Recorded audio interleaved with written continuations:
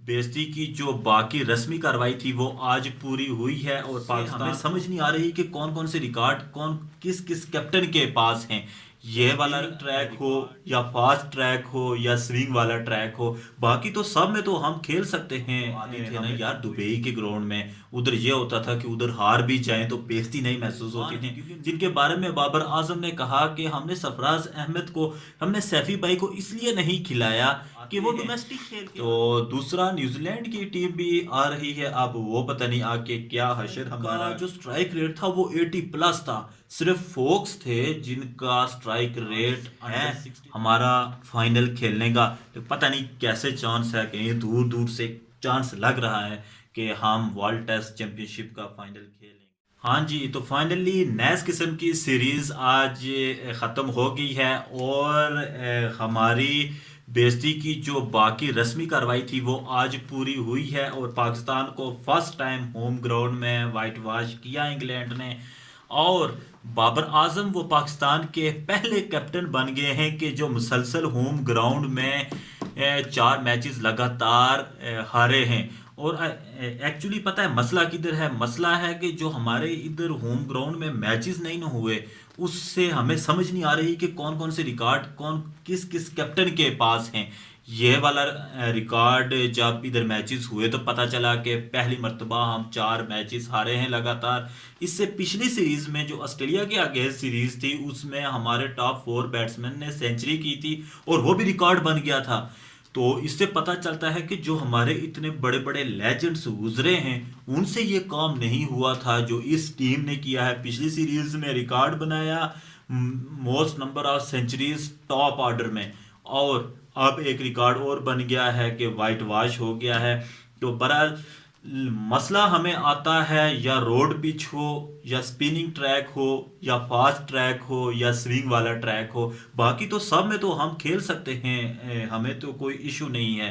Captain Babar ने कहा आज, उन्होंने कहा कि जो शाहीन अफरीदी नहीं ना खेले इसकी वजह से हमें मसला आया है, हम सीरीज हारे हैं। और सबसे मज़े की बात कि इस पूरी सीरीज में सिर्फ इब्रार अहमद ही परफॉर्म कर पाए हैं बॉलिंग में, और इसके अलावा हमारे पास कोई बॉलर था ही नहीं।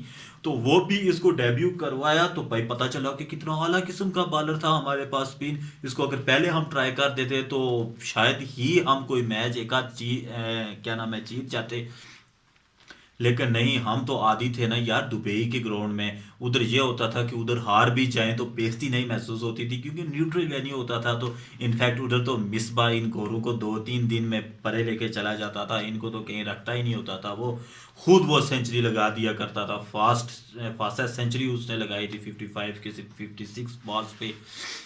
तो हमारे हेड कोच ने कहा कि भाई हम तो सीरीज हारे तो हैं लेकिन हमने फाइट की है। एक मैच तो हमने खुद उन्हें दे दिया है, दूसरा मैच हमारे पास था लेकिन हम उसको फिनिश नहीं कर सके। तो तीसरा मैच वो आराम से लेके गए हैं। भाई इसको फाइट नहीं कहते। पहला मैच भी हम जीते हुए थे, दूसरा मैच भी हम जीते हुए थे, तीसरा मैच हम हारे हैं। तो ये हमें मानना पड़ेगा कि जो हमारे लोअर ऑर्डर मिडल और लोअर ऑर्डर में जो बैटिंग होती है जिसमें सबसे ज़्यादा हाईलाइटेड इस वक्त मोहम्मद रिजवान हैं, जिनके बारे में बाबर आजम ने कहा कि हमने सरफराज अहमद को, हमने सैफी भाई को इसलिए नहीं खिलाया कि वो डोमेस्टिक खेल के आ रहे हैं और मोहम्मद रिजवान लगातार टीम के साथ हैं, परफॉर्म नहीं कर रहे, इसलिए हमने उनको साथ रखा हुआ है, हम रिस्क नहीं ले सकते।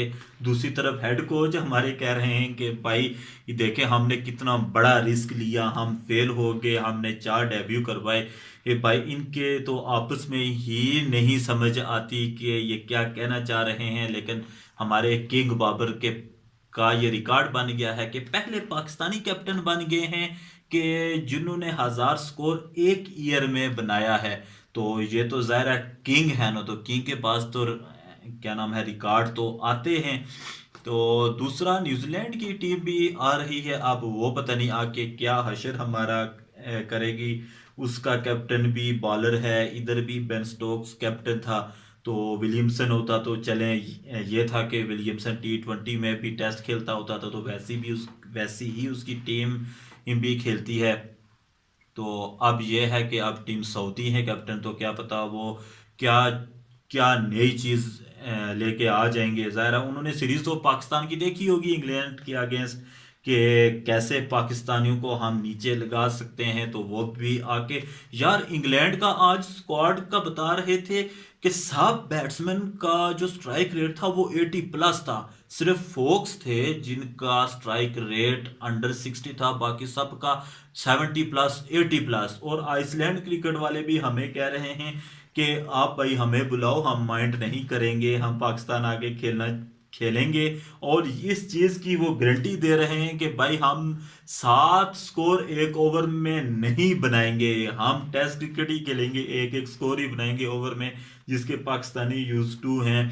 तो ये है कि ये तो एक बड़ी बेइज्जती की बात है ना, कि जो जो टीम टेस्ट की है ही नहीं वो हमें कह रही है कि आप हमें बुलाओ तो हम आके खेलें, तो आपका रिकॉर्ड कुछ बेहतर होगा भाई। हम वो हो तो जिम्बाब्वे से भी हम खेल ले यार, होम ग्राउंड में नई टीम्स जीतने देती, नहीं जीतने देती पाकिस्तान को। ये जो जरब लगी हुई है ना, ये जो सदमा है ना पाकिस्तान क्रिकेट को लगा हुआ, ये अब साल 2 साल कभी ख़त्म नहीं होगा। लेकिन मज़े की बात कि अभी भी चांस है हमारा फाइनल खेलने का। तो पता नहीं कैसे चांस है, कहीं दूर दूर से चांस लग रहा है कि हम वर्ल्ड टेस्ट चैंपियनशिप का फाइनल खेलेंगे। और एक और बड़े मज़े की न्यूज़ के जो गाबा की पिच थी उसको भी एक डीमेरिट पॉइंट मिल गया है। हम तो पिंडी के लिए रो रहे थे कि रोड पिच है इसलिए इसको मिला है, उधर भी 2 दिन में मैच खत्म हुआ तो उधर भी उनको मिल गया आके भाई 2 दिन में आपने मैच खत्म किया, इस वजह से दो एक एक जो डीमेरिट पॉइंट है वो उनको मिला है। तो एनीवेज शुरू होगी न्यूजीलैंड के अगेंस्ट सीरीज, तो देखते हैं फिर सरफराज अहमद को मौका मिले। यार एक बार मौका दे दो उसे, मतलब 2 मैचेस हैं, एक मैच में दे दो। ना परफॉर्म हुआ तो वो इतना तो समझदार हो चुका होगा, इतने अरसे में फारग बैठ बैठ के तो सोच सोच के तो उसके बाल ही सफेद हो गए होंगे, वो खुद ही रिटायरमेंट ले लेगा। तो चलें मिलते हैं फिर आपसे अगली वीडियो में, तो चैनल को सब्सक्राइब करना मत भूलिएगा।